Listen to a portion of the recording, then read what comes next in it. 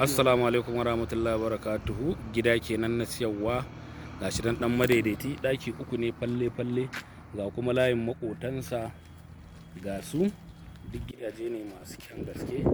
Gashi kuma a titi yake, idan daga wannan floating sai ring road, gashi nan inda a daidaitan nan ya wuce, kaga wato ma'ana kenan daga jikinsa ma sai titi. Gashi nan kawai yar tazarar bai wuce float biyu ba zuwa titi.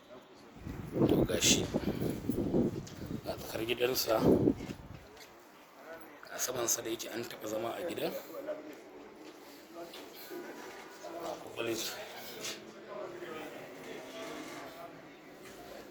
nan ɗaki ɗaya ne yake kallon nan,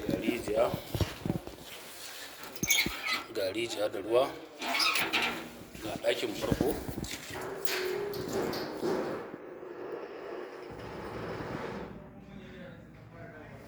Nan kuma sai ka ɗan hau ɗan korido, tsakiya toilet, hagu ɗaki, dama ɗaki. Kuma fara ta toilet ɗin, ga toilet ɗin nan, ga ɗaki da kitchen, ga kitchen ɗinsa, ma'ana za a iya cewa falo ne nan kenan. Nan ga kitchen, samansa dakin inda za a ɗora tanki.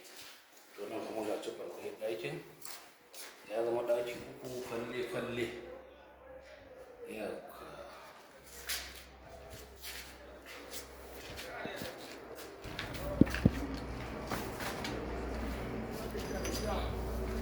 shi kuma tarazo.